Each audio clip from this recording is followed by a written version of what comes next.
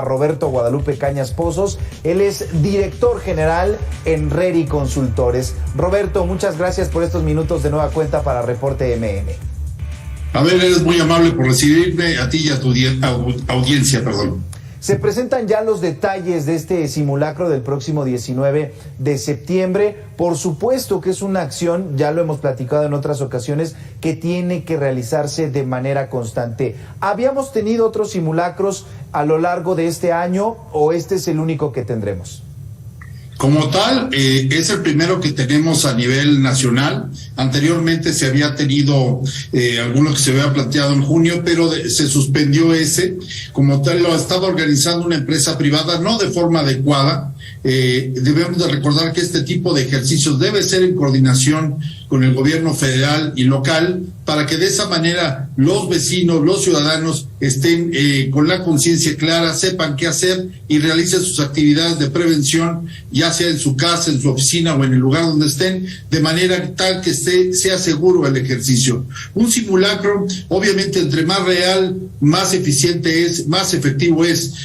Sin embargo, la réplica constante de estos ejercicios permite a la población estar preparada cada vez más y pensar de forma automática en el momento en que suene ya sea el alertamiento sísmico o se presenta la emergencia, mi querido Abel.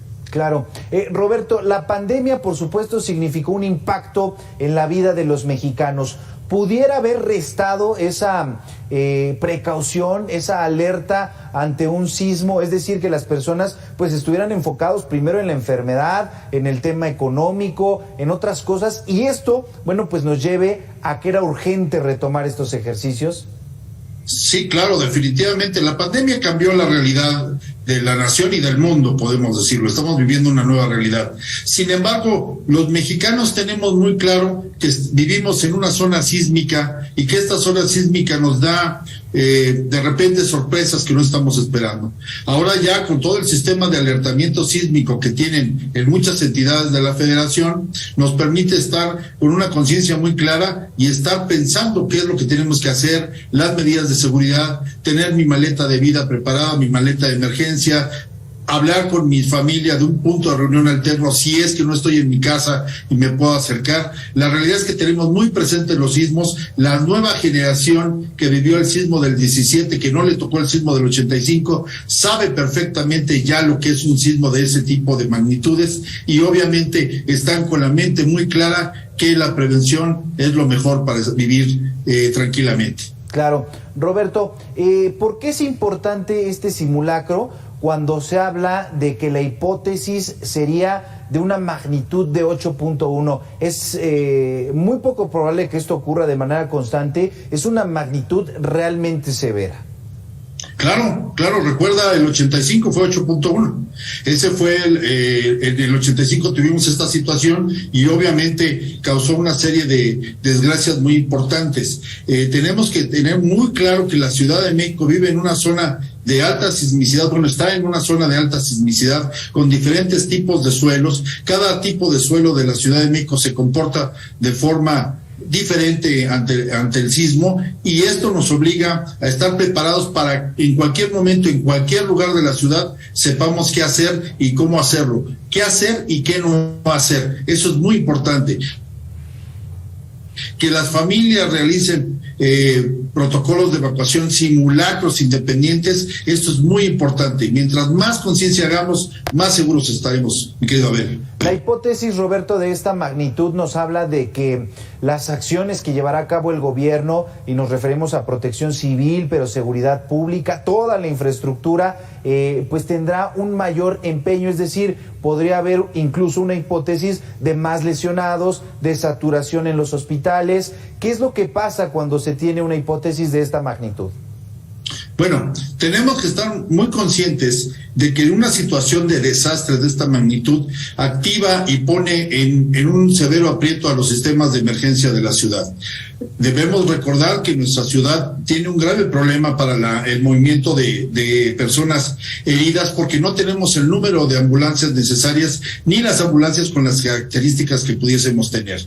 Si pensamos en una situación en que uno o más hospitales puedan dañarse, ya estamos teniendo otro problema para la atención de gente que pueda verse herida o accidentada por estas situaciones. Sin embargo, también debemos recordar que después del sismo del 17, los daños que hubo en nuestra ciudad fueron mínimos en muchas cosas, aunque sí tuvimos desplomes de edificios, sí tuvimos situaciones de muertes en estos, pero ha sido mucho menor, cada vez se está reduciendo más, porque tanto el reglamento de construcciones de la Ciudad de México como la cultura de la prevención generada por la Secretaría de Gestión Integral de Riesgo y Protección Civil de la Ciudad de México, como en su caso por la gente que conoce y son los expertos del CENAPRED, nos han llevado a tener una noción muy clara de las acciones que debemos de tomar, cómo se están construyendo las casas, cómo debemos de comportarnos como ciudadanos, y obviamente pone en prueba, porque eso es un simulacro, poner a prueba todos los sistemas de respuesta, no solamente de la ciudad, sino de los inmuebles, establecimientos y de las industrias y empresas que están en esta gran megalópolis, mi querido Abel. Claro. Roberto, otro tema en torno al simulacro, incluso ya a un sismo real, es el asunto de los altavoces. Por supuesto, sí, siempre que hay un simulacro o que hay un sismo y que tienen que sonar, hay algunos que no suenan. Se reporta, por supuesto que el índice de efectividad es muy alto, más del 90%, pero cuando hablamos de un sismo tendría que ser prácticamente del 100%. ¿Es necesario revisar ese sistema para que se dé un servicio integral, un servicio correcto en todos los sentidos, o es parte de ese espectro de que puede registrarse una falla? Mira, lo que sí tenemos muy claro es que la electrónica no tiene palabra de honor. Sin embargo, un sistema de alertamiento sísmico como el que tiene la Ciudad de México no debe permitirse fallas.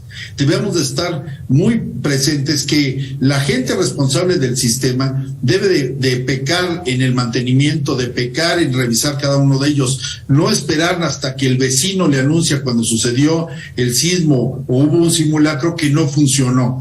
Esto vemos cada vez que sucede una situación de estas, que se reportan X cantidad de bocinas a lo largo de toda la ciudad en donde no se escucharon, salió de repente otro sonido, se presentó un mensaje, o sea, hay algunas fallas que no podemos permitirnos. Creo que cuando hablamos de seguridad, los sistemas deben de ser redundantes. Si falla el alertamiento sísmico, debe de haber algún otro sistema que de forma inmediata esté cubriendo eso en el mismo punto, porque si no, estamos dejando áreas de la ciudad descubiertas y eso no nos lo podemos permitir, mi querido Abel. Tenemos que ser muy profesionales en ese tema.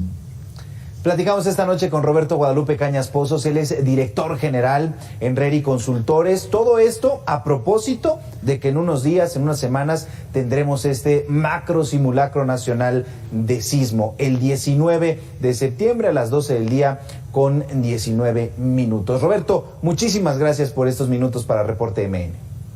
Como siempre, un gusto saludarte a ti y a tu audiencia. Muy buenas noches. Gracias, Roberto. Tiempo de hacer una pausa. Después de 2 minutos, más información de la megalópolis.